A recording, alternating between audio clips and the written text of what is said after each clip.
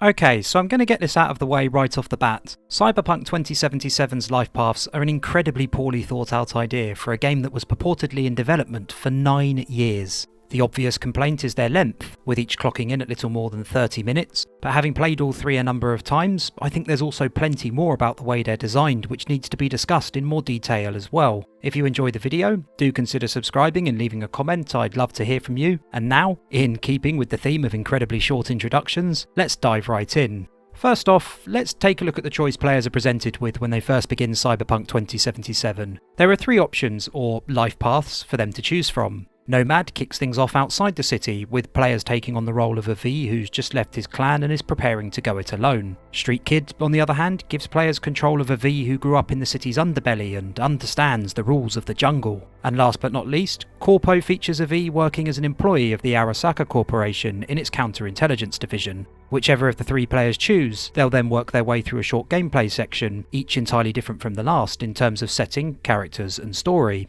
Apart from the character of Jackie, who I'll come back to a little later. Now, this sounds like a great idea, right? Given players aren't stepping into the shoes of a character with an established past like Geralt in the Witcher series, it makes a lot of sense to include life paths as they help give players a sense of ownership over their character right from the game's very beginning. From the start of Cyberpunk, players are given agency in the way events unfold, which is a very purposeful decision on CD Projekt Red's part to try and help everything that comes after feel more personal than it otherwise would. Unfortunately, however, it's not a decision which pays off, and beyond this initial choice, there's little that makes any of these paths feel truly unique, as no matter which one players choose, they all converge at a single point much sooner than they likely expected. If you're playing as a Nomad, you finish the short introduction and get a montage of Jackie and V beginning to rise up the ranks in Night City. If you play as a Street Kid, you finish the short introduction and get a montage of Jackie and V beginning to rise up the ranks in Night City. And if you're playing as Corpo, you get, well, I think you've got the idea. And it's the same montage for all 3, I might add. There's absolutely no differentiation between them. This makes for 3 life paths that feel very shallow, and what they're crying out for is a way to make them meaningful beyond this first 30 minutes, a way to make them unique in a manner which carries over into the remainder of the game. And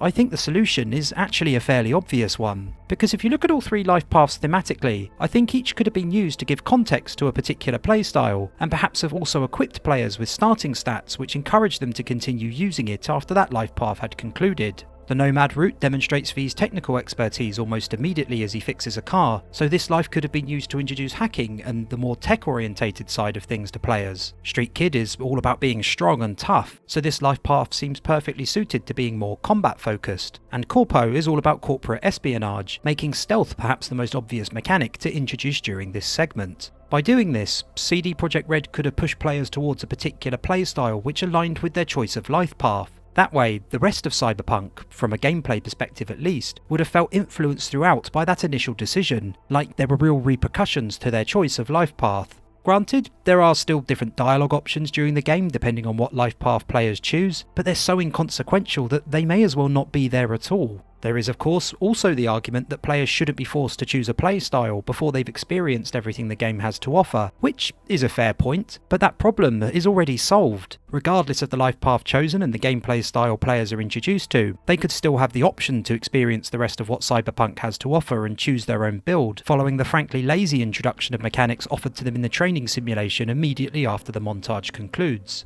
To put it bluntly, what the life paths need are meaning, and it's such a shame that a little more thought wasn't put into how that could be achieved. This lack of care also extends to the way all 3 life paths connect to the rest of Cyberpunk's prologue from a story perspective, and this is primarily because of the montage I mentioned earlier. The montage is a terrible decision on the part of CD Projekt Red. Because of its inclusion, what you essentially end up with is an introductory sequence that feels completely disjointed in terms of pacing. Players are fully introduced to Jackie and complete their chosen life path, and are then ready for the game to begin proper. But instead of actually getting to play the next part of the story, now that they're fully immersed in the Cyberpunk experience, they get to watch it instead. And that makes absolutely no sense, especially given that this is the part most players will have wanted to play most. As mentioned previously, life paths should have been used to give players agency and make them feel like their choices mattered from the earliest point possible in Cyberpunk's story, and it's therefore incredibly important that immediately after their life path has ended, the story continues to build at a pace while still taking into account their initial choice. Players have met Jackie and are ready to work alongside him using their newfound skills to build a reputation, but instead they watch a short sequence where that reputation is built for them. It's an incredibly obvious cut-off point from where the Lifepaths end, a clear dividing line before all three stories quickly merge into one. Not only is it jarring, it also sends a very clear message to players. Regardless of the life path they chose, that's now no longer important, and it's time to move things far enough along in the story that there's no need to continue building out in any way those three separate paths. It is not subtle at all. And what's more, it even colours the narrative afterwards as well. For starters, V and Jackie have seemingly forged a strong relationship, but players don't get to experience that happening. Players experience the start of the relationship during their life path, but aren't given any opportunity to see it properly develop. Instead, Cyberpunk expects them to trust that they went through some good times with Jackie, maybe some bad times too, and that in the end it all turned out well and V and Jackie are best mates. It is extraordinarily arrogant storytelling. CD Projekt Red seems to expect players to just get on board with everything and treat Jackie like they've known him for years, when in actuality, players were only very briefly introduced to him during their chosen life path. It's as if a 90-second montage is somehow meant to be the substitute for real and genuine character development, and that's a huge disappointment considering the developer that created this game. Beyond making Jackie and V's friendship feel like one that wasn't earned in terms of story, what this also means is that the entirety of the prologue ultimately feels spoiled as well. Jackie repeatedly mentions all the work the pair have done to join the big leagues during the next few hours following the life paths, but it never really hits home. What work are they talking about? The work during the montage? The work players had no agency in whatsoever? The montage cheapens everything that comes after it, and worse still, everything that comes before it too. Suddenly, the three life paths seem less like an attempt to give players a meaningful choice early on, to make their decisions count straight away in a manner that affects the rest of the game, and more like CD Projekt Red giving players a meaningless choice that affects as little as possible, while also introducing Jackie so that they can then get the montage out the way and start the game proper. Honestly, the choice to include life paths is a good one, but in this case they feel more like a marketing ploy than they do a legitimate attempt to give players unique perspectives and do something unique in the way Cyberpunk tells its story. And of course, how can I end this video without talking about Jackie Wells? The way CD Projekt Red uses Jackie during the life paths is a little strange. Indeed, depending on what life path you choose, Jackie seems to be almost a completely different character in some regards. During Nomad, he seems inexperienced, and during their smuggling job it's V who has to work hard to ensure it's a success. In Corpo, he arguably behaves more sensibly than V, and towards the end of the path refuses a particularly high-risk job. And in Street Kid, he's somewhere in the middle, essentially in a similar position to V. They even meet trying to steal the same car.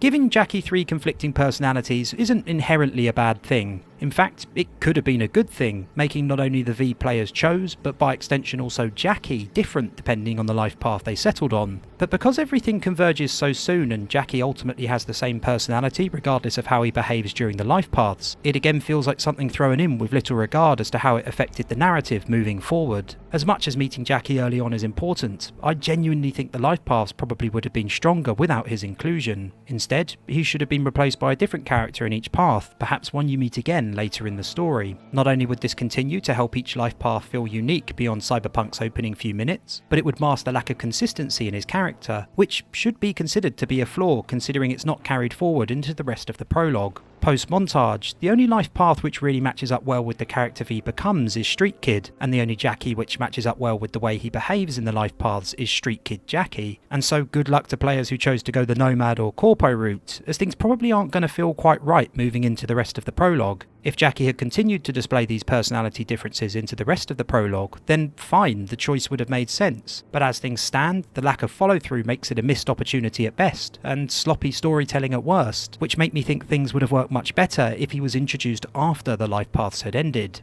So now, the big question. Are the problems I've highlighted during this video ones that can be fixed? Unfortunately, I don't think so. Cyberpunk has been rightfully criticised for its extreme amount of bugs, poor AI and lifeless city, but these are things that can potentially be fixed over time. The life paths, on the other hand, would need to be changed at such a fundamental level that it just doesn't seem possible given how much of the rest of the game would need to be tweaked accordingly. And what a shame that is. I recently covered The Witcher 3 and how well I think CD Projekt Red handled its opening moments, so it came as a huge disappointment to discover how poorly thought out the life paths turned out to be. It's one thing to have the kind of issues I've discussed later on in a game, but I'm staggered that more time wasn't spent on at least ensuring players' first impressions were overwhelmingly positive ones. The rest of Cyberpunk may be a good, or to some even great game, but unfortunately it trips over its shoelaces in a very obvious way before it's even really begun. Thanks so much for watching the video, I hope you enjoyed it. If you did, do consider subscribing to the channel, there's a whole lot more in the pipeline, and hopefully I'll see you all again soon.